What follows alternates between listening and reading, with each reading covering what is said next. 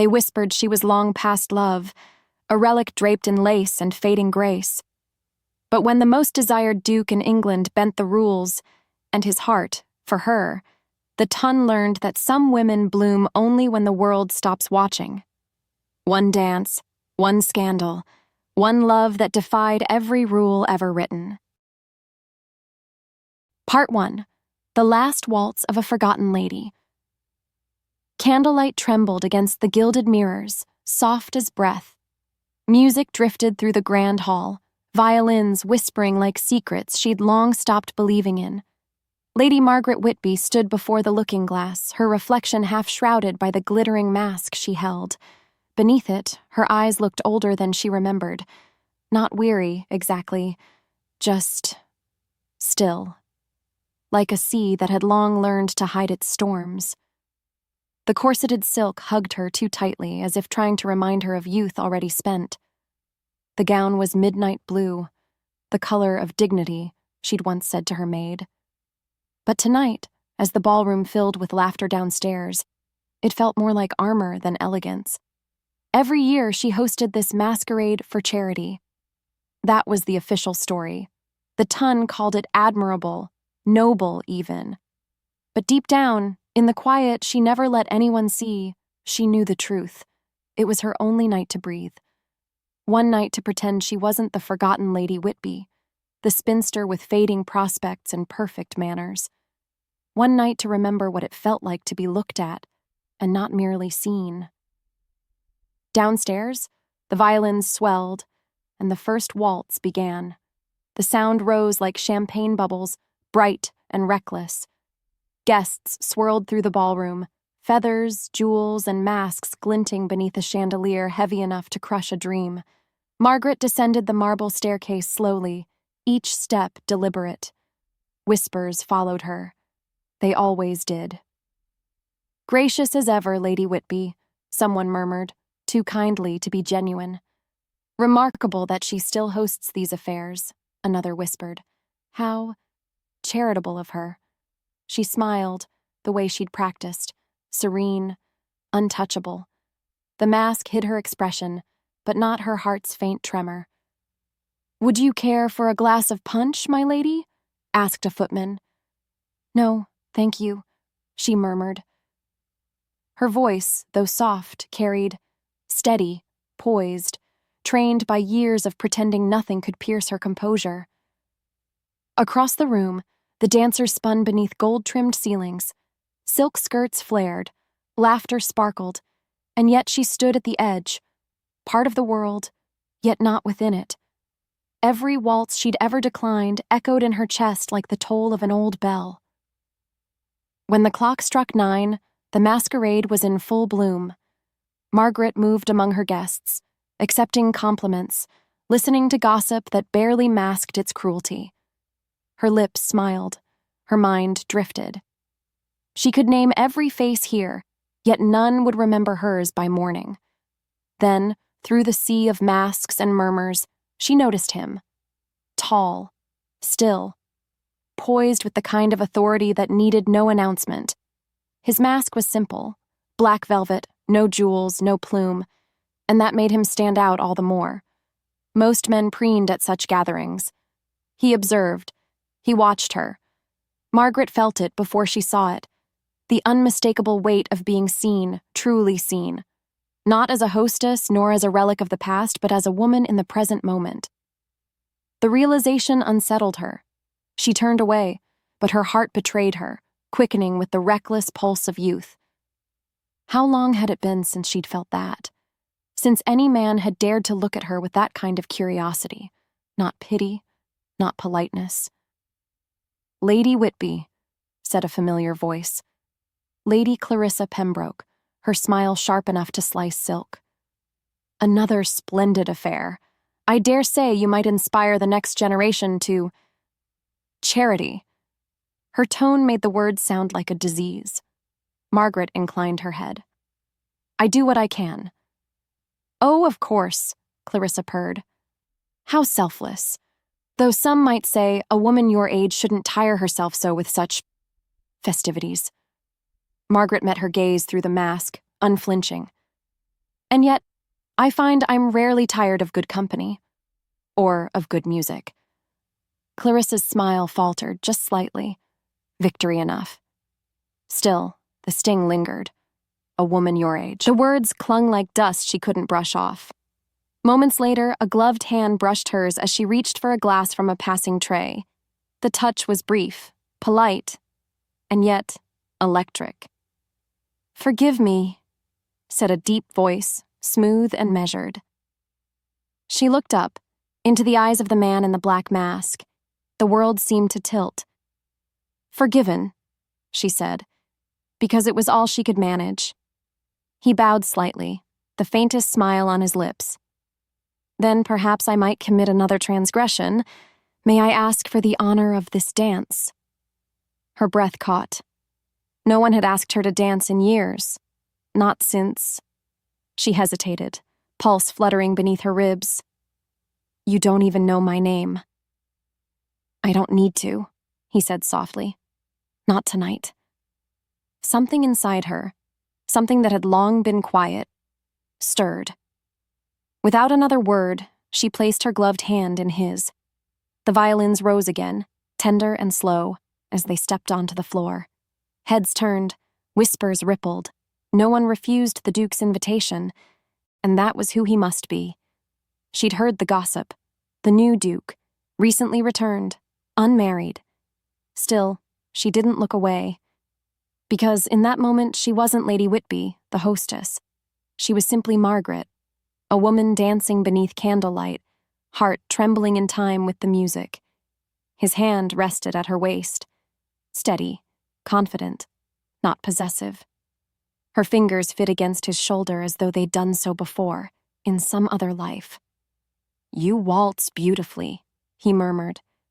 "I've had years of practice pretending not to," she replied. He chuckled, low, genuine. "And yet you move as if the world itself forgot to age you." She looked away, afraid the truth might spill. "The world rarely forgets anything, Your Grace."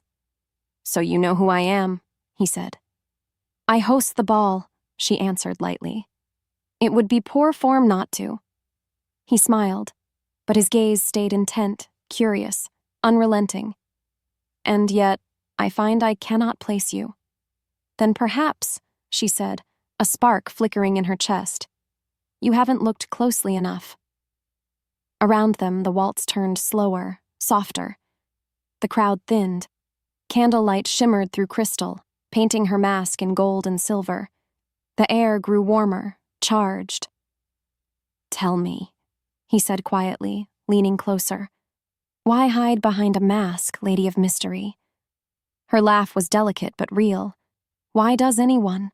Some wear them to deceive, others to be free. And you?" "Freedom," she whispered, "even if only for a night." For a long moment, neither spoke. The music faded into the hum of their breath. His eyes, dark, unreadable, searched hers as if looking for something he couldn't name. "I don't know your face," he said, "but I'd know your voice again anywhere." Something inside her faltered, something dangerously close to hope. As the waltz drew to an end, she stepped back, heart thudding. "Thank you for the dance," she said, voice steady though her hands trembled. He tilted his head. "Must it be only one?" The question hung between them like unspoken promise. "The night is long," she said softly, withdrawing her hand. "And some masks aren't meant to be removed." "Then I shall have to find yours again," he murmured. Her lips curved, part challenge, part plea. "Perhaps." Before he could reply, she turned and disappeared into the crowd, silk and candlelight swirling in her wake. The Duke watched her go, one gloved hand curling slowly into a fist. And there, lying on the floor where she'd stood, was a small scrap of lace, torn from her ribbon. He bent, picked it up, and smiled beneath his mask. The mystery had just begun. Have you ever worn a mask? Not to hide, but to finally feel free? Part 2. Rain lashed against the tall windows of Whitby Manor, drumming like fingers of accusation.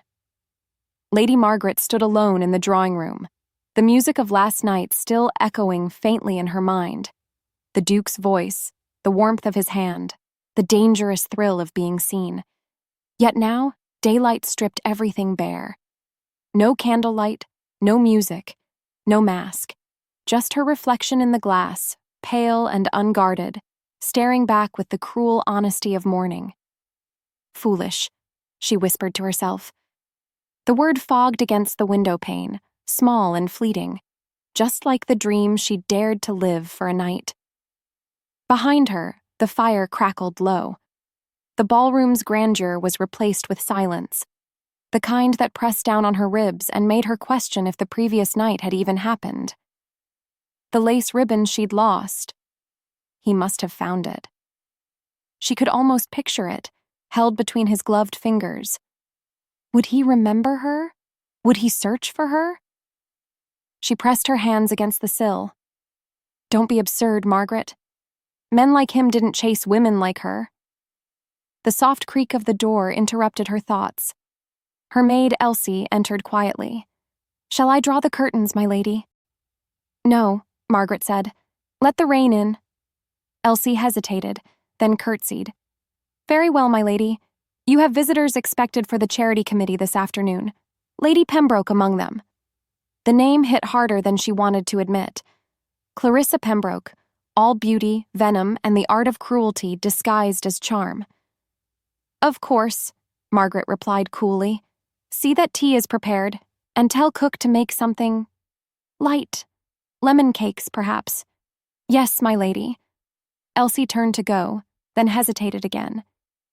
You danced last night, didn't you? Margaret froze. What did you say? I saw you just before midnight. Everyone did, though none dared mention it. With the Duke himself, no less. Elsie's eyes shone, not with mockery, but wonder. You looked happy. Margaret's throat tightened. It was only a dance, Elsie. Yes, my lady, the girl murmured and slipped out. Only a dance. Yet her heart refused to believe it. By afternoon, the manor had shed its hush. The charity committee gathered in the parlor, all lace gloves and polite venom. Lady Pembroke arrived last, perfumed and perfect, her fan fluttering like a weapon. My dearest Lady Whitby, she purred. What a divine affair you hosted last night, the talk of the entire ton. Margaret smiled faintly. I'm pleased it was so well received. Oh, indeed, especially that charming moment on the dance floor.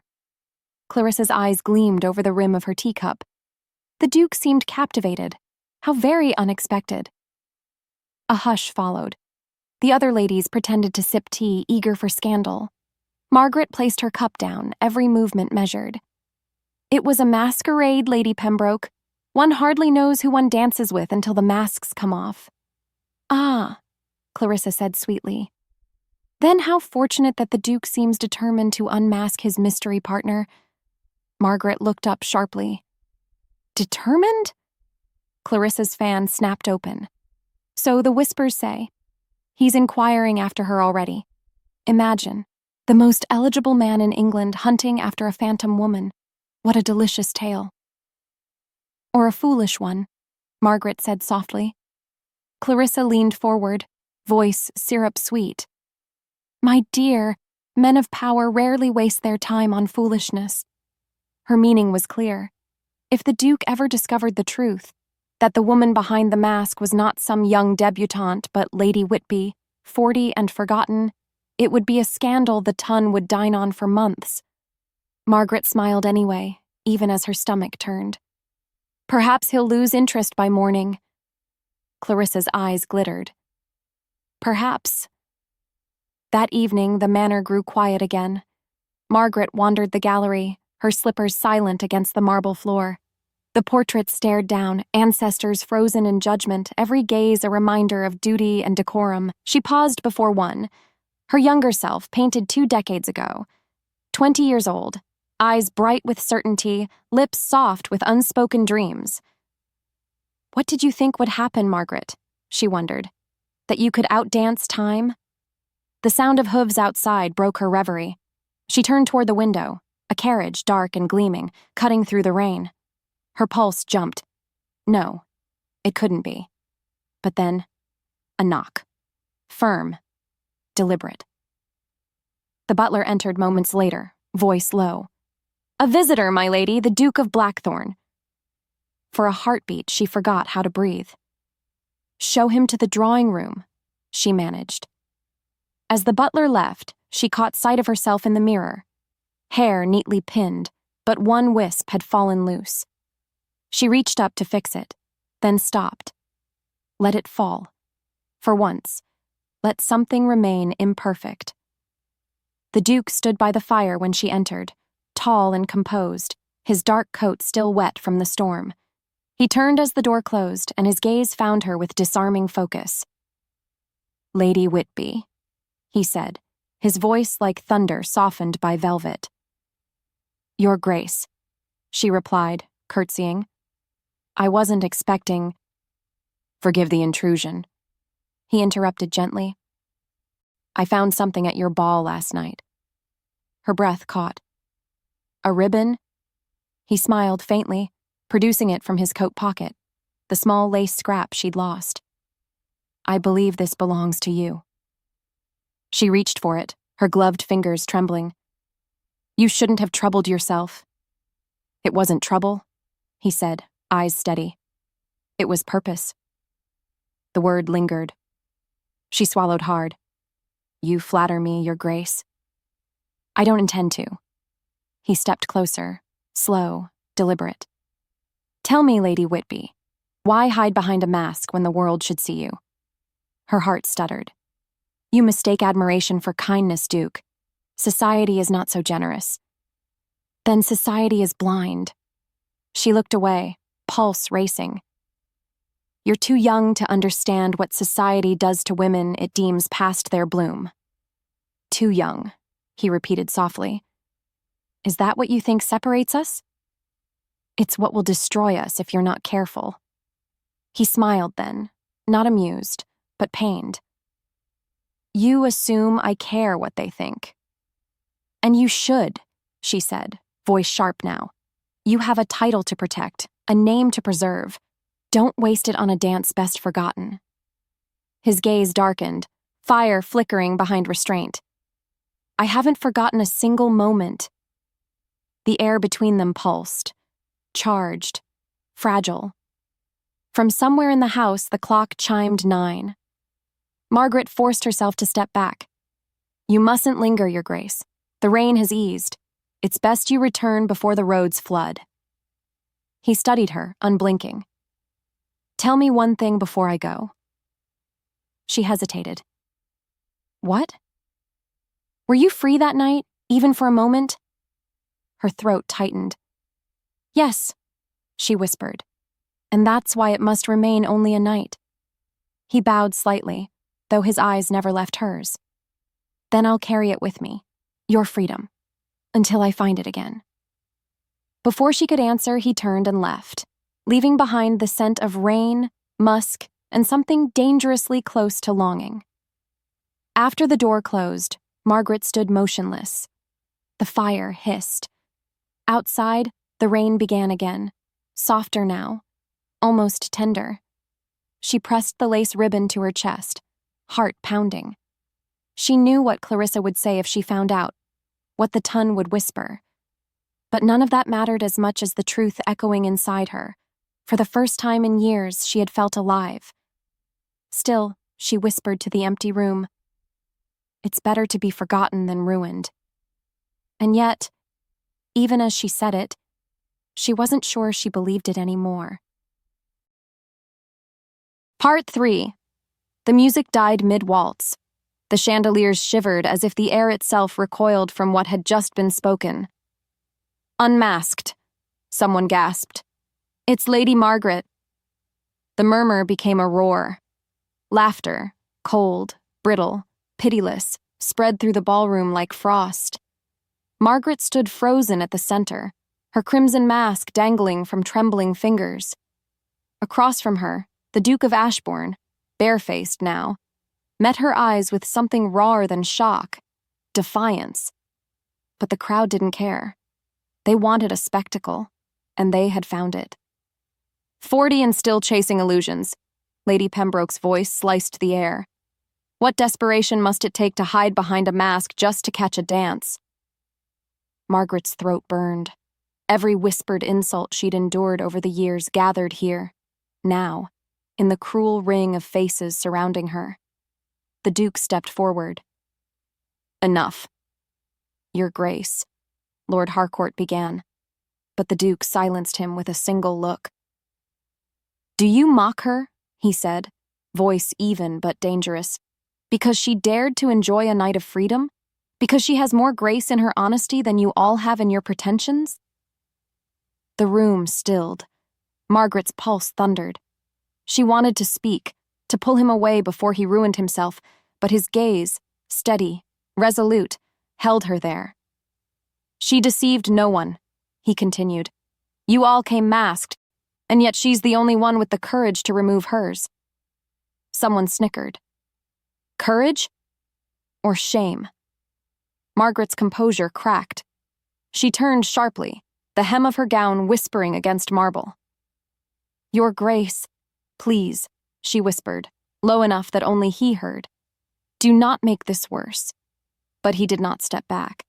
I would rather stand beside you in scandal than hide behind their hypocrisy. The silence that followed was suffocating. Margaret's heart trembled between awe and fear. He was doing what no man, no duke, should risk. Come, he said quietly, extending his hand. Every instinct screamed to flee. Yet when her trembling fingers brushed his, something steadied inside her. She took his hand. Gasps erupted like sparks. And then, as if the night itself conspired against them, Lord Pembroke's mocking voice cut through again. The Duke of Ashbourne, choosing the spinster over every suitable bride in London? How quaint. A cruel laugh. Another.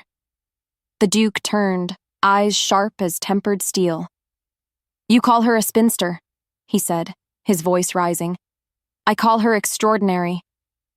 Margaret felt her knees weaken. He couldn't mean it. Not like this, not in front of them all. Your Grace, she murmured. They'll destroy you. They can try, he said, still looking at her, not them. But I'll not let them diminish what's true. Before she could stop him, he dropped to one knee. The ballroom erupted. Margaret Hawthorne, he said, his voice breaking through the chaos like sunlight through a storm. I will not hide my heart behind a mask again. Marry me. The world tilted. Margaret felt the floor vanish beneath her. For a moment, she could hear only her own heartbeat. Wild, disbelieving, terrified. No, she whispered, not out of refusal, but sheer disbelief. You cannot mean this. Not here. I mean it everywhere. He rose slowly, his gaze unwavering. You said once that love was a young woman's folly. Let me prove you wrong. Her lips parted, but no words came. The crowd's shock had turned into feverish excitement. Some laughed, others gaped, but not one person in that glittering room could look away. And then, she did. Margaret turned and walked out, leaving him kneeling amid 1,000 stunned stares. The night air hit her like a slap, cold, sharp, freeing. She tore off the rest of her mask and inhaled the scent of rain-soaked roses from the garden beyond. Her pulse still raced, her body trembling with the weight of what had just happened. Behind her, the ballroom roared, voices clashing between disbelief and scandal. She had escaped the ridicule, but not the truth he had proposed, publicly. A duke had risked his title for her, and she had fled. Coward, she whispered to herself, pressing a shaking hand to her chest. You've waited all your life to be seen, and when you were, you ran. A voice came from behind her. I prefer to call it shock. She spun around. He was there, no longer the Duke, no longer the mask, but simply a man whose eyes carried both fire and tenderness. Why? She demanded. Why humiliate yourself before them? I didn't, he said, I humbled them. There's a difference. You don't understand. They'll turn on you. They already have, but I'll endure their scorn if it means I don't lose you." Her laughter broke, half sob, half incredulity. "Lose me? You never had me to begin with, Your Grace." He stepped closer, the night air thick between them. "I had a dance," he said softly, "and in that dance you looked at me as though the years between us didn't exist, as though the masks we wear every day meant nothing." Her breath hitched. "That was fantasy." "Then let me live in it." Margaret turned away, staring out at the mist curling over the rose garden. "I cannot be your rebellion," she said. "When the gossip fades, you'll regret it." "You think I fear gossip? I've survived wars of politics and inheritance, but I cannot survive a life lived without truth." His hand brushed her shoulder, gentle, reverent. "And you are the truest thing I've ever known." Tears burned her eyes. "You're young. You think love is enough to silence the world?" He smiled faintly. "I don't want to silence it. I want to drown it out. With us." She turned back to him, heart twisting. "You'll lose everything." "Then let me lose it," he said simply. "You've spent your life being told what isn't possible. Let me be the proof that it is." The words struck her deeper than any insult ever had. For a long, fragile moment, they stood in silence beneath the silver wash of moonlight. His hand hovered inches from hers, waiting, not commanding, not pleading, just waiting. Then she whispered, "You shouldn't love me." He smiled sadly. "Then it's fortunate I never learned how to obey." The tears came then, hot, unstoppable. She let them fall. For years, she had guarded her heart behind wit and poise and polished indifference. And yet, one reckless man had undone her in a single night. "Go," she said finally, voice trembling. "Return before the scandal grows worse." He hesitated. "And if I don't?" She swallowed. "Then I'll be forced to love you." He smiled, the softest, saddest smile she'd ever seen, and bowed slightly. "Then I shall consider disobedience my duty." He left her there, among the whispering roses, heart torn between ruin and hope. When the music resumed inside, it was slower, heavier. Margaret stood alone in the garden, the echo of the Duke's words lingering in the night air. She pressed a hand to her heart. For the first time, she realized it wasn't loneliness that frightened her. It was being known. And now she had been. Truly, dangerously known. The mask had fallen, and there was no putting it back on. The moonlight glinted on her tears as she whispered into the stillness, "Oh, what have you done to me, Your Grace?" From the open doors behind her came a distant voice, Lord Pembroke's, mocking and sharp. "Well then, the Duke of Ashbourne on his knees for a spinster. London will feast on this by morning." Margaret turned her face toward the stars, her voice barely above a breath. "Then let them choke." Part 4. The morning papers bled her name. The Spinster and the Duke, a scandal unmasked.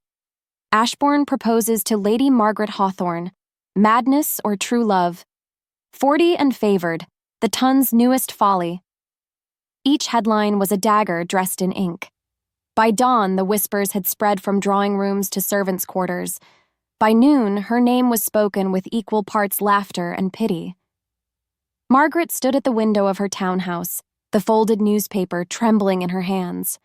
Outside carriages clattered past, but she heard only the echo of last night, his voice, his proposal, her flight. "Lady Hawthorne," came her maid's hesitant voice. "There's another letter, ma'am." Margaret didn't turn. "Burn it, Clara. It bears His Grace's seal."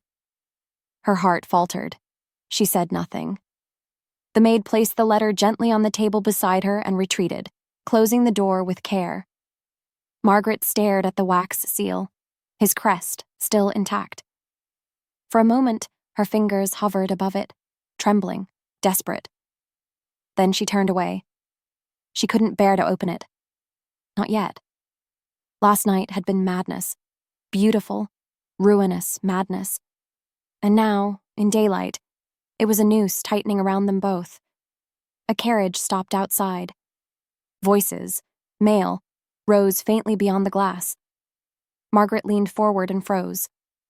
The Duke. Her pulse stuttered. He was out there, standing tall, bareheaded in the sunlight, as if daring the city to see him, to see them.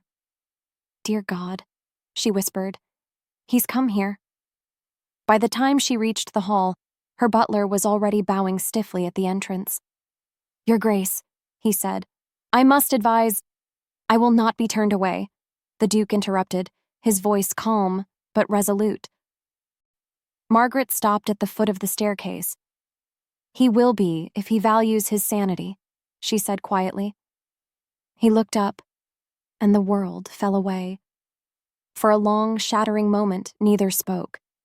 His face bore the exhaustion of battle, yet his eyes held something fierce, unyielding.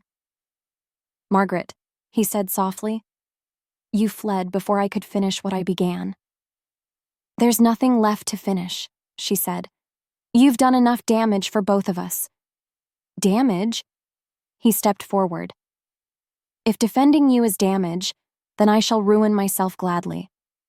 You already have. The words hit like a slap, and her throat closed around the ache that followed. You think this will pass? She continued, voice shaking. You think your family, your peers, the crown itself will look kindly upon a duke who publicly humiliated himself for a woman they consider past her bloom? He smiled faintly. Then let them look. I'm done living by their sight. You're reckless, she whispered, and I was foolish to let you near me. Foolish? He laughed softly, bitterly. You call yourself foolish for wanting joy, for one night where you could breathe? I call myself foolish for believing it could last. He stepped closer until only inches separated them. It can. She turned away, heart pounding. It cannot. You'll wake one day and resent what you've lost, the alliances, the power, the reputation, and you'll look at me and see the woman who cost you everything. He caught her hand, his grip trembling. I already lost those things long before you. I just didn't realize it. Her eyes flicked to their joined hands. His thumb brushed against her pulse, grounding her, undoing her resolve. Let me in, he said quietly. Not the mask, not the walls. You. Her lips parted, but no sound came. Then the butler's voice shattered the silence. Your Grace, a messenger from Parliament. They insist you return at once. The Duke didn't look away from her. Tell them they can wait. Your Grace, I said they can wait. Margaret pulled her hand free. Go. You can't fight every battle for me. He held her gaze. Then let me fight beside you. Her chest tightened. For a heartbeat, she wanted nothing more than to say yes, to let the madness swallow her whole. But she couldn't. Not when the world was sharpening its knives. You don't understand what you're risking, she whispered. I do. His voice softened. You. She turned away, trembling. Please go. He hesitated, pain flashing in his eyes. Then he bowed slightly, the gesture heavy with unspoken words. As you wish, my lady. When the door closed behind him, the silence roared louder than the crowd ever had. Margaret sank into the nearest chair, her breath breaking in uneven sobs. The letter still sat on the table, the seal gleaming like blood. She tore it open. My dearest Margaret, if you never speak to me again, I shall understand. But know this, last night was not folly. It was freedom. For you. For me. For the truth we've both denied too long.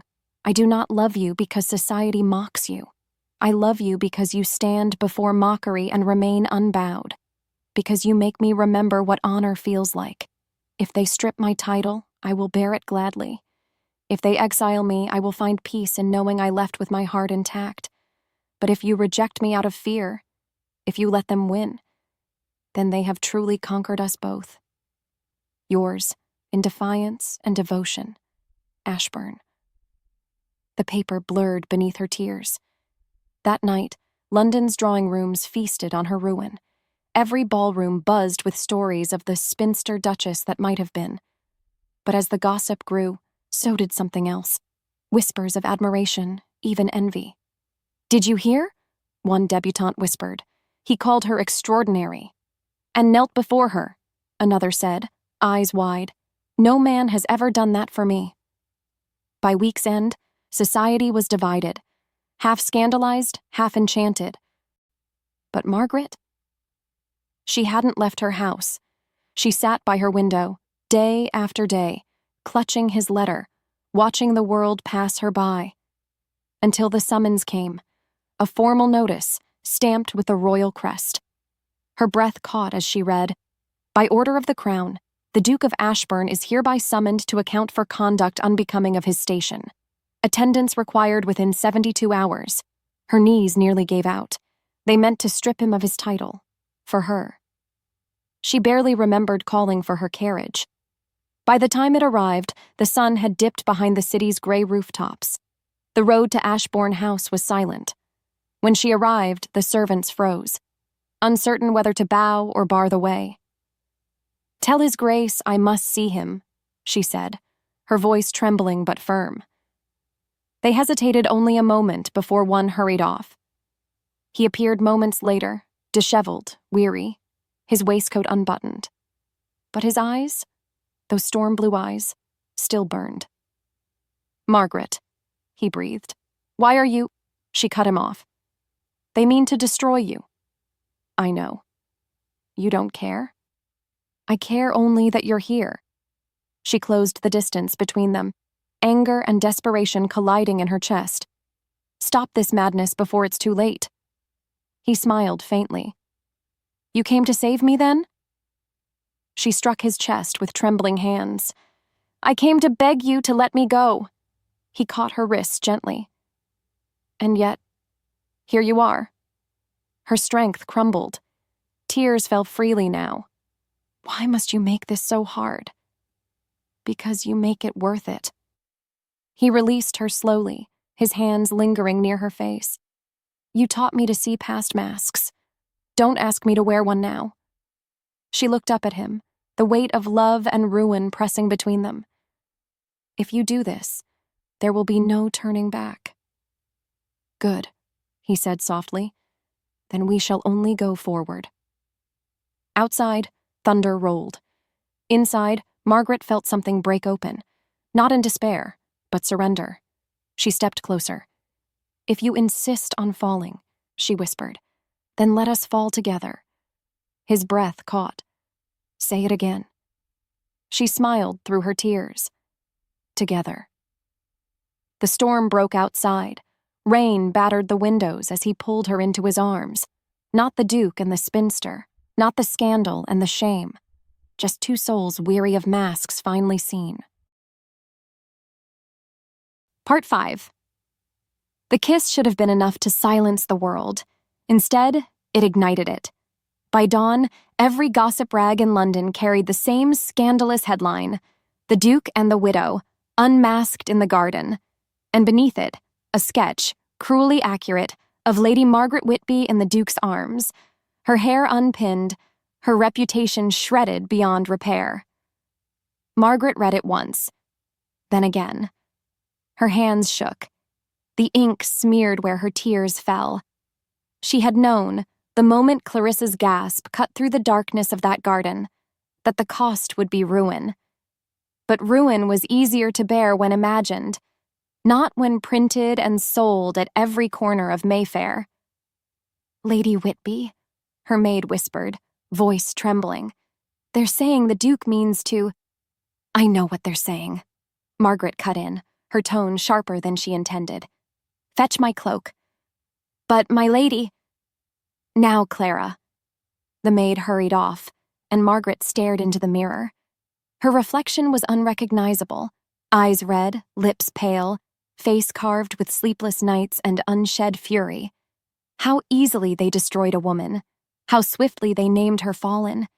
And yet, she could still feel his touch, his breath, his promise whispered under the veil of moonlight. I will protect you. But where was he now? Before the question could sink deeper, a knock came, hurried, urgent.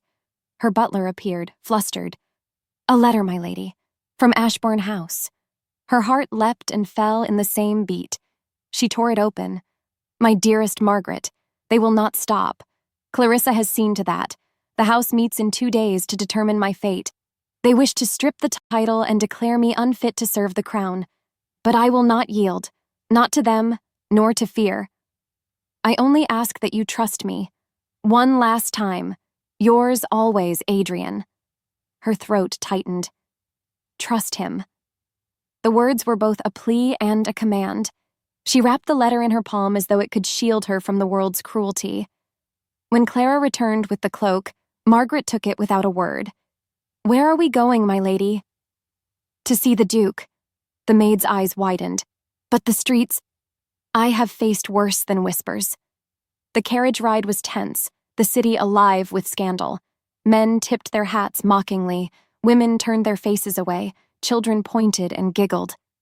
By the time she reached Ashbourne House, her courage was all that remained. The butler, Mr. Davies, met her at the door, his expression grave. My lady, His Grace is in the study. He's not himself. Margaret's heart sank. The moment she stepped inside, she saw him, disheveled, exhausted, surrounded by letters, petitions, demands. His reputation lay in piles of parchment before him. Adrian, she whispered. He looked up, and in his eyes she saw a storm. Guilt, love, defiance, all tangled together. You shouldn't be here, he said softly. Then send me away. He didn't. Instead, he leaned back, running a hand through his hair. They've already drafted the motion. Clarissa's influence runs deeper than I thought. Margaret stepped closer. She did this because we embarrassed her, because she needs to break what she cannot possess. She won't stop at words, Margaret. They're gathering evidence. Letters, witnesses, anything to prove I've brought dishonor upon my title.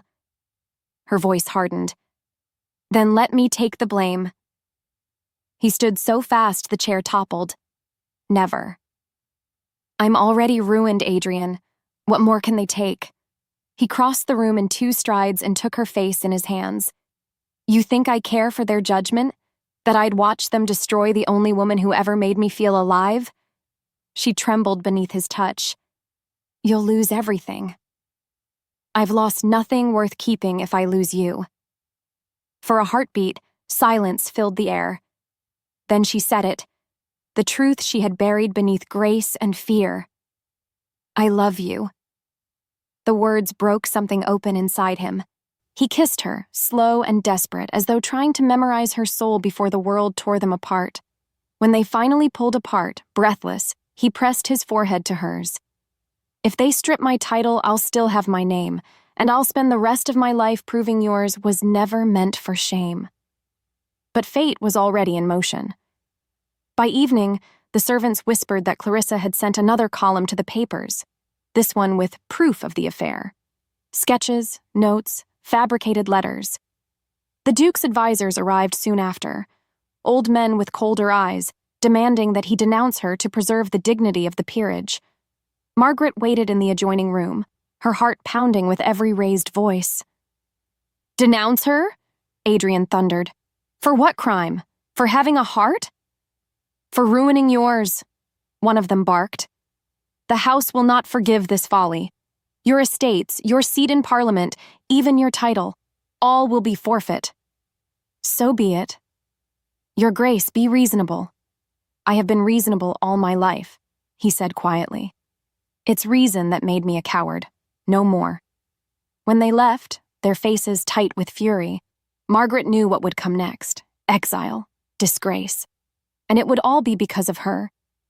She rose, moving toward him. You cannot do this. He turned to her, his expression soft. I already have. Tears welled in her eyes. You would burn your world to keep mine from the flames? He smiled faintly. What use is a world without light? Her composure shattered. She fell against him, clutching his coat, weeping silently. Outside, thunder rolled, sharp, echoing, like judgment itself. Leave London, he murmured. Go to Whitby Manor. Let the storm pass. I'll come for you when it's done. I won't hide. Then promise me you'll live. She looked up at him, her voice breaking. You promise me the same. He didn't answer. He only kissed her forehead and led her to the carriage himself. The ride home blurred in rain and regret. Margaret pressed her hand to the window, watching the city fade behind her. She could almost feel him watching, somewhere in the distance, unbowed, unbroken, still hers. When she reached Whitby Manor, the gates groaned open like old bones. The house was silent, waiting. She climbed the stairs slowly, each step heavy with memories of laughter and loss. Her maid met her with news she already feared. Lady Clarissa's column just went to print, ma'am. It's vicious. Margaret sank into a chair. Read it. Clara hesitated, then obeyed. The Duke of Ashbourne, once the pride of the realm, has surrendered to folly, enthralled by a woman twice his age and beneath his station. Pity the duchy that must one day kneel to such disgrace. Margaret's hands tightened on the armrest. Is that all? She asked, her voice eerily calm. No, ma'am. Clara's eyes glistened. There's more. A letter, said to be penned by the lady herself, in which she confesses her manipulation of the Duke's heart for wealth and notoriety. Margaret stood abruptly. That's a lie. Yes, my lady. But it's spreading fast. The fire crackled in the hearth, throwing light across her face, a face no longer afraid. They think ruin will silence me, she said, her voice steady now. But they've only given me reason to speak. Ma'am?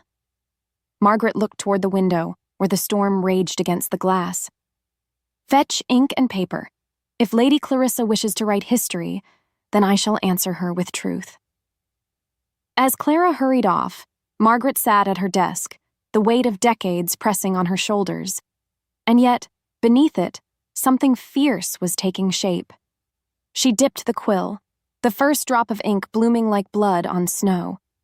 To the readers of London, and to those who mistake cruelty for wit, you call me fallen because I dared to feel, because I refused to fade into silence while youth was applauded and wisdom mocked. Then so be it. I am fallen, but only from your false heights. You will not destroy him for loving me. You will not destroy me for being loved.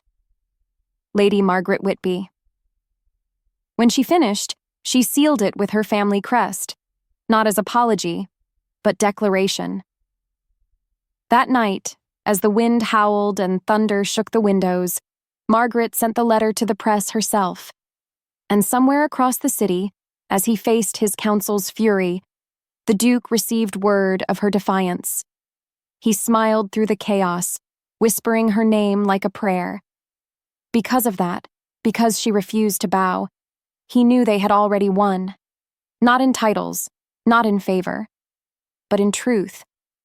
And when dawn came, the first paper to reach the city carried two names, side by side. The Duke who defied the ton, the lady who refused to break. And beneath it, a single line that would haunt London forever. Love unmasked is love unashamed. Part 6. The room exploded in gasps as the Duke of Ashbourne dropped to one knee in the center of Lady Margaret's ballroom, his hand clutching hers before the gathered ton. If loving you is ruin, he said, voice shaking but sure, then let me burn gladly. Margaret's breath caught, not because she'd dreamed of this moment, but because it was a nightmare cloaked in beauty. The chandeliers trembled above, crystals trembling as though even they feared the fallout. Whispers rippled like fire through silk, a duke proposing to a spinster in public? Your Grace, she whispered, torn between awe and terror. Please, get up. But the Duke didn't move.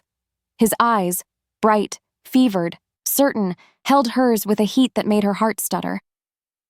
I've lived by society's approval all my life. For once, I choose truth. And in that instant, she realized the room wasn't just watching. It was sharpening knives. The Duchess of Wycliffe's fan snapped shut like a judge's gavel. Lord Peregrine's mouth curved into a gleeful sneer.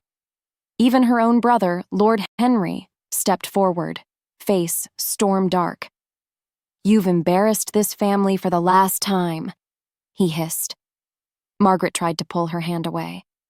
"Your Grace, please," she said again, her voice barely audible over the sea of whispers. "You don't know what you're doing."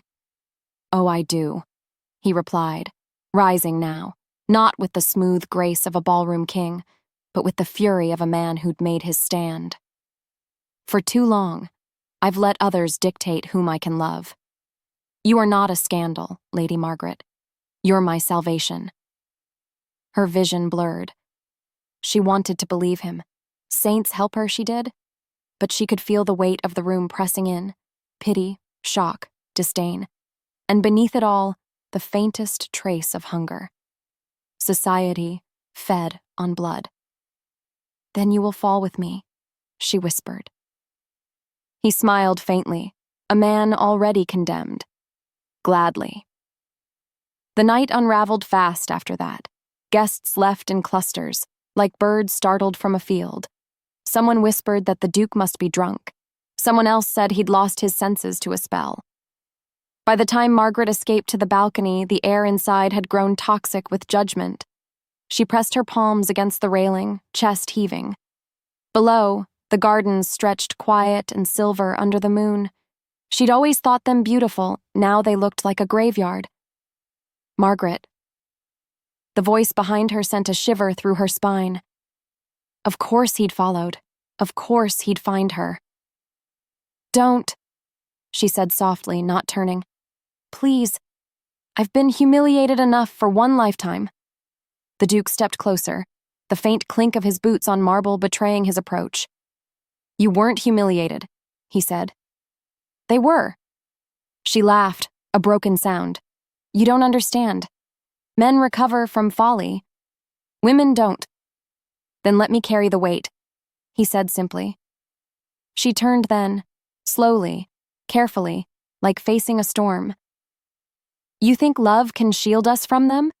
The same people who decide who's worthy of marriage and who isn't, they'll tear us apart." "Then let them try." His gaze was steady. "I won't leave you, Margaret." She wanted to believe that. But the world had taught her long ago that promises from men, even kind ones, had limits. "You say that now," she murmured.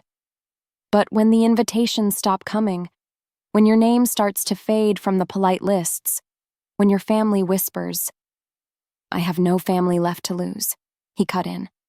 "And I've already lived enough of other people's lives. I want mine now, with you." The tears she'd fought all evening finally burned free. "You'll regret this." He shook his head. "Never." Silence hung heavy between them, the kind that might have been peace if it weren't wrapped in dread. Then, from the far end of the garden, a slow clap echoed. Margaret froze. "Beautiful," a voice drawled. "Truly beautiful. I do love a tragic performance." Lord Peregrine stepped into the moonlight, smirk glinting sharper than his jeweled cufflinks. "You've outdone yourself, Margaret, the spinster and her Duke, a tale for the ages." The Duke stiffened. "You've no right." "Oh, I've every right," Peregrine interrupted, pulling a folded sheet from his coat. "Because you see, Your Grace, I hold something rather compromising. A letter, signed by Lady Margaret herself." Margaret's blood turned to ice. He couldn't mean— "I never wrote you," she breathed. "Oh, I know," Peregrine said smoothly. "But it bears your hand. And if the ton believes the Duke of Ashbourne was bewitched by an older woman's desperation," he smirked, "well, no one would question it, would they?" The Duke's jaw flexed. "You forged her name?" Peregrine shrugged, unbothered. Let's call it social justice. The Duke had his share of hearts to break. Why should Lady Margaret be the exception? Margaret felt something dark rise inside her. Not fear this time, but fury. You vile, wretched man. Careful, he said, wagging a finger. Wouldn't want to sound unladylike. The Duke lunged forward, fist catching Peregrine across the jaw. The man stumbled, blood blooming on his lip. Touch her name again, the Duke growled, and I'll see you ruined. Peregrine spat crimson onto the marble. Too late, the letter's already circulating. He smiled wickedly. You've both destroyed yourselves tonight. He turned and vanished into the shadows, laughter echoing faintly behind him. Margaret stared after him, trembling. It's over, she whispered. We're finished. The Duke caught her shoulders. No, it only means we fight back. With what? She demanded. The truth? No one in London wants that. With proof, he said. If Peregrine forged the letter, there will be traces. Ink, witnesses, something. I'll find it. She shook her head. He's powerful. You'll only drag yourself deeper into this scandal. Then I'll drag him with me. His conviction scared her. Not because it was false, but because it was too pure. Men like him didn't survive wars against rumor. They burned. Please, she said again, quieter. Let me bear this alone. Never, he said. Do you hear me, Margaret? Never again alone. The words shattered her defenses. For a moment, she leaned into him, just once, and let herself breathe. His scent, cedar and rain, his heartbeat, steady against her cheek. Then we'll need allies, she said finally, stepping back. People who still believe in fairness, or at least hate Peregrine more than they hate me. He smiled faintly. A short list, then. Very, she replied. But we start with Lady Charlotte. She owes me a favor. He nodded, already calculating. Tomorrow? She sighed. No, tonight, before the gossips wake. They slipped back into the house like thieves. The ballroom had emptied, the air thick with the ghosts of laughter. As they passed the grand mirror, Margaret caught her reflection. Hair disheveled, gown wrinkled, eyes alight with something fierce. She didn't look like a woman defeated. She looked like a woman reborn. And somewhere deep inside, a spark whispered, let them talk. Let them try. Because the truth, her truth, was coming for them all. An hour later, in the candlelit drawing room of Lady Charlotte Fairmont, the plan began to take shape. Charlotte, plump, sharp-eyed, and utterly unapologetic, listened to Margaret's account with a wicked grin. Well, she said finally, if that isn't the most delicious scandal I've heard all season. Charlotte, Margaret warned. Oh, don't glower at me, darling. You've always been the sensible one. It's refreshing to see you reckless for once. She turned to the Duke. And you, the talk of London himself. I must say, your timing is either heroic or suicidal. Possibly both, he admitted. Charlotte laughed. Perfect. Then, serious again. Peregrine's played this game before. He collects weaknesses, letters, debts, secrets. If he's moving against you, he already has a network spreading the word. Then we cut it off, Margaret said. We expose him first. Charlotte raised a brow. Do you have proof? Not yet, the Duke said, but we'll find it. Charlotte leaned back, thinking. I may have something better, his messenger. Margaret's eyes widened. You mean... his runner boy, Charlotte confirmed. He's been delivering notes for Peregrine for months. If anyone knows where that forged letter came from, it's him. Margaret exhaled shakily. Then we find him. Charlotte grinned. Already sent for. The fire crackled. Outside, the city slept, unaware that by dawn, London's most infamous scandal was about to twist again, because Lady Margaret, the spinster no one wanted, was about to fight back harder than anyone dared imagine. And for the first time in years, her heart didn't tremble with fear. It burned. Part 7. Your name is in tomorrow's paper. The words hit Margaret like a gunshot. Charlotte dropped the morning edition on the table, the ink still wet, the headline, a blade. The Duke ensnared. Lady Margaret's scandalous letters exposed. Her stomach lurched. The world swayed. She clutched the edge of the chair as the room seemed to close in. No, she whispered. No, that can't. It's there, Charlotte said grimly. Front page. Peregrine's done it. Margaret's trembling fingers tore the paper open. Every line screamed humiliation. A desperate woman's advances, a forged promise of affection, whispers of manipulation. Her words, false words, quoted and twisted in cruel parody, and at the bottom in bold italics, confirmed by sources close to the Duke of Ashbourne. Her throat went dry. He didn't... Charlotte shook her head. He wouldn't, you know that, but they'll swear he did. The door burst open before she could speak. The Duke strode in, coat unbuttoned, fury radiating off him like heat. Margaret! She turned, half in relief, half in fear. You've seen it. I've seen it, he said tightly. And I'll kill him for it. Don't, she said quickly. That's what he wants, for you to act rashly, so he can call you unstable. He paced, jaw clenched. He's poisoned every circle in London. Invitations revoked, meetings cancelled. My father's old allies have turned their backs. Mine too, she said faintly. The housekeeper wouldn't even meet my eye this morning. He stopped pacing, came closer, eyes burning. Then we end this, Margaret. Now, not with gossip, with truth. How? She demanded, voice breaking. The ton believes ink more than blood.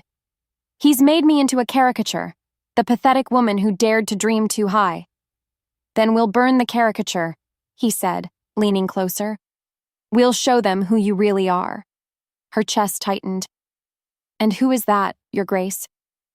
He didn't hesitate. The bravest woman I've ever known. Something fragile cracked inside her. Not despair, but the faint sound of hope struggling to live. Charlotte cleared her throat. Touching as this is, we may have a window.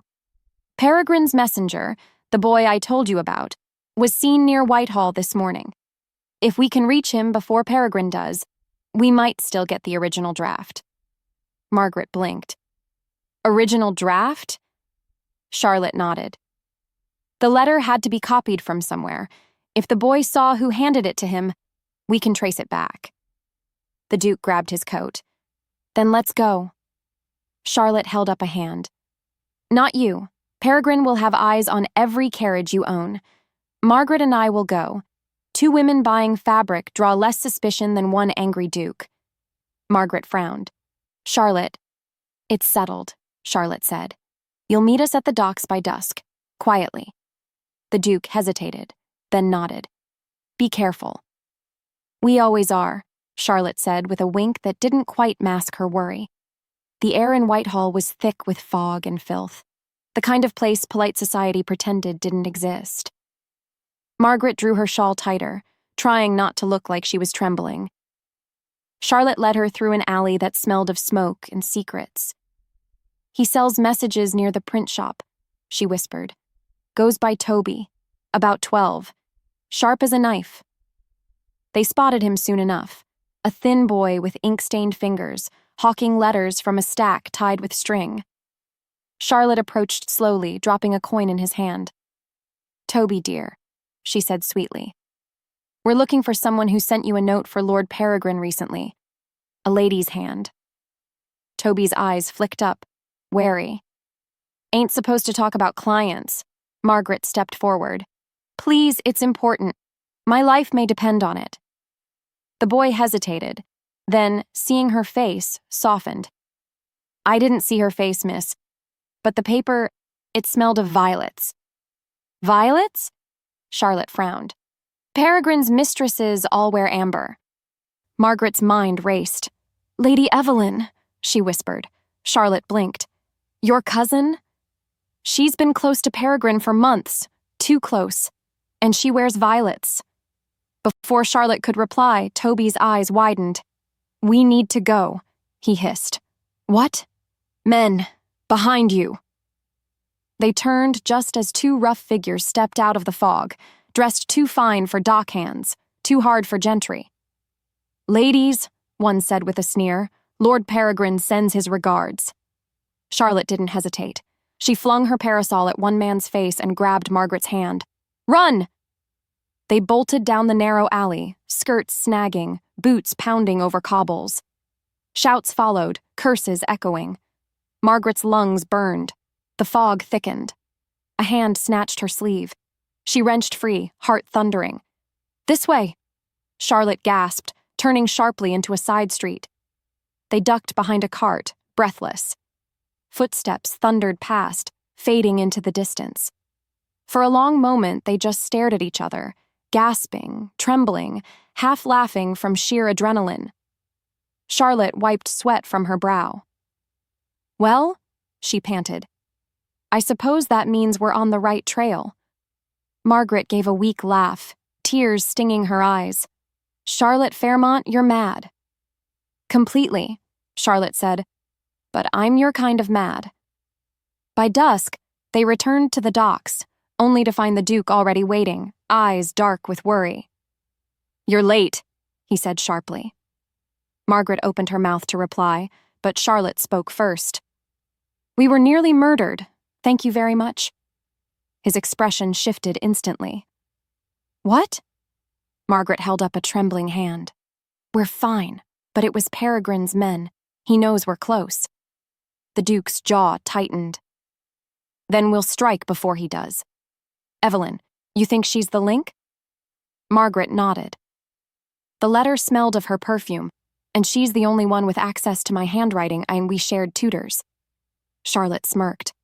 Oh, this gets delicious. A jealous cousin in league with a spiteful lord.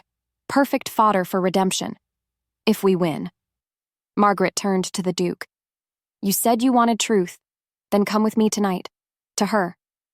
His eyes softened. You're sure? No, she admitted. But it's time I stopped hiding. Lady Evelyn's drawing room was a masterpiece of deceit, all soft golds and quiet malice. She smiled when they entered, the kind of smile that promised venom wrapped in sugar. Cousin, Evelyn said sweetly, what an unexpected pleasure. Save it, Margaret said coldly. You forged the letter. Evelyn's fan froze midair, then fluttered again. Forged? My dear, that's a dreadful accusation. Violets, Margaret said. The paper reeked of it. You've worn that scent since we were girls. Evelyn tilted her head. Perhaps the Duke finds it memorable? The Duke stepped forward, fury barely contained. You dare? Careful, Your Grace. Evelyn interrupted smoothly. Anger doesn't suit you, and shouting at a lady in her own home? Scandalous. Margaret's hands balled into fists. Why, Evelyn? You had everything. Beauty, youth, offers. Evelyn's smile cracked. And still you had him. The air went still. Margaret blinked. You wanted the Duke? Evelyn's voice turned sharp, bitter. You think I didn't see the way he looked at you? You, with your books and your pitying smiles. I waited for him to tire of you, to come to his senses. But you... Her voice broke. You made him love you. You destroyed me for jealousy? Margaret whispered. I destroyed you to reclaim what should have been mine. The Duke stepped closer, voice low and dangerous. And now? Evelyn straightened. Now you'll both watch everything burn. The letter's already done its work. Charlotte, standing near the window, smiled suddenly. Oh, I don't think so. Evelyn frowned. What? Charlotte turned, holding up a small, ticking device. Recording phonograph from my brother's newsroom. Every word you just said, heard. Evelyn's face drained of color. Margaret stepped forward, voice steady. The truth will reach every paper by morning. You'll be the one ruined, Evelyn, not me. Evelyn lunged for the device, but the Duke caught her wrist mid-air. Enough. For a long moment, only the tick of the phonograph filled the silence. Then Margaret said softly, "I loved you like a sister once." Evelyn laughed bitterly. "You should have remembered. Sisters are the cruelest enemies." The Duke released her, and she slumped into her chair, defeated. Charlotte slipped the recording into her pocket. "And that," she said, "is the sound of redemption." Later that night, Margaret stood on the same balcony where the scandal had begun, the city lights flickering far below. The Duke joined her quietly, hands in his pockets. "Tomorrow," he said, "they'll know the truth." She nodded. "But they'll still talk." "Let them," he said softly. "I'll be too busy loving you to care." She turned, eyes glistening. "You'll defy them all for me again?" He smiled faintly. "Always." And when he kissed her, there, in the quiet between ruin and rebirth, the night seemed to exhale. Because this time their love wasn't whispered behind masks or hidden beneath duty. It burned clean, fearless, and free. Part 8. The chandeliers trembled under the weight of whispers. "Did you hear? He's actually coming." "Impossible. Not after the scandal." "Oh, my dear, he's coming because of it." Lady Margaret stood alone at the edge of the ballroom, every eye in London fixed on her like knives. The music faltered, then stopped entirely as the doors swung open. The Duke of Ashbourne strode in. For a moment, the air itself seemed to recoil. He looked untamed, coat dark as sin, jaw set, eyes locked on her. The crowd parted like water. Lady Clarissa Pembroke, perched beside the dais with her fan flicking lazily, smiled like a cat ready to feast. "Well," she purred to no one in particular, "let the performance begin." Margaret's heart thundered. She'd begged him not to come. Not like this. Not with every vulture in London watching. But the Duke had refused to hide any longer. And now here he was, every line of him screaming defiance. He climbed the dais steps slowly, ignoring the murmurs. Clarissa rose to meet him, feigning surprise. "Your Grace," she drawled. "What an honor. I was just about to begin tonight's entertainment, a little reading, if you will." She lifted a folded paper, the last weapon in her arsenal, the same scandal sheet that once destroyed Margaret's name. "This," Clarissa said sweetly, "was found among Lady Whitby's belongings. So tragic, isn't it, when women of a certain age forget decorum?" A ripple of cruel laughter passed through the crowd. Margaret flinched. But before Clarissa could open the page, the Duke spoke. "Read it," he said coldly. Clarissa blinked. "I beg your pardon?" "Read it," he repeated. "Every line. Let them hear the words you twisted." The room went silent. Even the candles seemed to hold their breath. Clarissa hesitated, eyes darting between the Duke and the audience.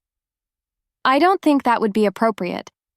"I insist," he said, stepping closer. Her voice trembled slightly as she unfolded the letter. "My dearest Duke, I should not feel this way."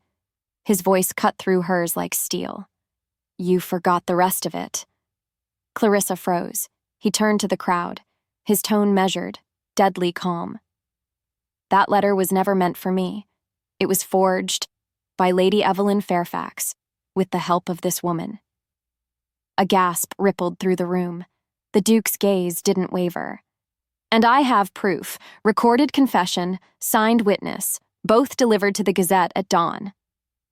Clarissa's fan slipped from her fingers. You wouldn't dare." He stepped closer, eyes like storm clouds. "I already have." Every whisper turned to a roar. Names, accusations, disbelief. Clarissa's painted smile cracked. "You're destroying yourself for her. For her. She's nothing." The Duke's voice dropped low. "She's everything. She's the only person in this room unafraid to live without a mask." Margaret's breath caught. Clarissa laughed bitterly. You think they'll forgive her? The tongue devours scandal. It doesn't forget. Then let them choke, he said, because I'm done pretending that their approval is worth her pain. The silence that followed was seismic. Even Clarissa's poise failed her. He turned to face the crowd fully now. Peers, nobles, vultures all. You speak of propriety, yet you applaud deceit. You condemn women for aging, for feeling, for daring to want more than your pity. A murmur ran through the room, half outrage, half awe. He continued, voice carrying like thunder. Lady Whitby has shown more courage in surviving your cruelty than any of you have shown in wielding it. So hear me clearly. I intend to marry her. Gasps, shouts. A fan cracked in half. Margaret's world tilted. Adrian, she whispered, but he didn't stop. I will marry Lady Margaret Whitby, he repeated, voice steady. And if that offends your delicate sensibilities, then you may remove my name from your guest lists, your committees, your damned masquerades. Clarissa's fury burst like venom. You'll ruin yourself, he smiled faintly. Then I'll be ruined, happily. Margaret could barely breathe. She wanted to speak, to stop him, to tell him what this meant. Exile, loss of influence, perhaps even ruin of his title. But when their eyes met, she saw something there that silenced her. Peace. He extended his hand toward her. Come with me, Margaret. Her body refused to move. The hall spun with gasps and murmurs. Every instinct screamed to retreat, to protect him, to hide again. But then she saw Clarissa's face, the same sneer that had haunted her dreams, and something inside her snapped. She took his hand. A collective gasp tore through the ballroom as she stepped onto the dais beside him, head held high. Lady Whitby, Clarissa hissed, think of your reputation. Margaret turned, voice like silk wrapped around steel. My reputation has been written by others long enough. Tonight, I write it myself. The room went dead silent. Margaret lifted her chin. You call me a spinster, a relic, a fool for love. But you mistake age for weakness. I am 40, yes, and I have survived the kind of silence that kills slower than poison. She took a breath, steadying. You speak of scandal as if it is shame. I call it living, and if my only sin is loving a man who sees my soul before my skin, then I'll wear that sin like a crown. Applause began softly, one person, then another. The Duchess of Kellington, long known for her sharp tongue, rose first. Well said, she declared, voice ringing clear. Others followed. Some clapped out of admiration, others from fear of being the last to join. Within moments, the ballroom erupted. Clarissa stood frozen, her empire of gossip crumbling beneath the sound. The Duke turned to Margaret, eyes shining with pride, and something deeper, older. You've just rewritten history, he murmured. She smiled faintly. No, my love. We just told the truth out loud. He took her hand again, guiding her down the steps as the orchestra, uncertain but dutiful, began to play once more. And then, before the stunned eyes of London's elite, he drew her into a waltz. Every step was a declaration, every turn defiance. Whispers turned to sighs. The same mouths that had mocked now softened, unsure what to feel before something so raw, so unashamed. As the music swelled, Margaret whispered, They'll still talk. Let them, he said softly. We've given them something worth talking about. She laughed, truly laughed, for the first time in years. Around them, the ballroom blurred to gold and candlelight, but at its center, two figures moved in perfect rhythm, the forgotten lady and the Duke who defied them all. The music slowed. The final notes lingered like a prayer. He leaned close, breath warm against her ear. You were never forgotten, Margaret. You were only waiting for the world to catch up. Her eyes filled. And now? Now, he said, the world will remember you as I do, unmasked, unbroken, unforgettable. The applause thundered once more, but this time she didn't flinch. She stood taller, freer. Clarissa slipped quietly toward the exit, her power dissolving with every cheer. Margaret turned toward the crowd one last time, her fingers intertwined with his. If the ton saw sin, so be it. She saw salvation. Because love, real love, wasn't polite or perfect. It was defiance wrapped in tenderness. It was ruin that chose to rebuild. And tonight, under chandeliers that once witnessed her shame, Lady Margaret Whitby danced not as a scandal, but as a woman finally free. Part 9. His gloved hand slammed against the ballroom door just as she turned to flee. Enough, Margaret. The Duke's voice cracked like thunder through the hall, silencing the music, freezing every whisper. If you run from me now, you'll never know what I meant to say that night. Her heart stuttered. That night, the masquerade, the waltz that had undone her carefully guarded world. Lady Margaret stood, trembling, her sapphire gown catching the firelight as every titled head turned toward her. The scent of roses, of scandal, of memory filled the air. I don't want to hear your pity, she said, voice barely steady. I've had enough of being your society's jest, enough of being the woman too old, too strange, too perfect. He cut in, his eyes burning through the mask of nobility he still wore. Too perfect for men who only see youth and titles. You think I haven't heard the whispers? You think I don't know what they call you? I loved you before I knew your name. The silence stretched thin, sharp as glass. He took a step closer. She stepped back. Don't, she breathed. Don't come closer. He stopped, jaw tight. Because you still care? Because if you do, she whispered, I won't be able to walk away again. The words shattered her. She turned, desperate to flee, but the crowd had formed a half-circle, hungry for spectacle. The ton had always adored the taste of ruin, and now they feasted on hers. Margaret raised her chin, defiance glittering like diamonds in her tears. Move aside, she said to no one and everyone. I will not give you a show. But it was already too late. The Duke of Ashbourne dropped to one knee before her. Gasps rippled through the room. His hand trembled as he held up the velvet box, the one he had carried since the night of the masquerade. Margaret Fairchild, he said, his voice ringing with something rawer than pride, stronger than fear. You are not a scandal. You are not forgotten youth.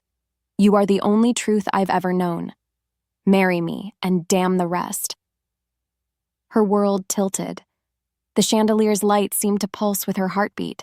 She saw the Duchess Dowager's horrified expression, Lord Pembroke's smirk, the debutante's wide eyes, and beyond them all, the Duke's unwavering devotion. Get up, she whispered. Please. Not until you say yes. Tears burned her eyes. You'll lose everything. Then I'll start over, he said simply. With you. The murmur in the crowd turned to chaos, a storm of disbelief and envy. Her pulse raced, and for the first time in 20 years she laughed, a wild, breathless sound of release. Very well, she said, voice shaking.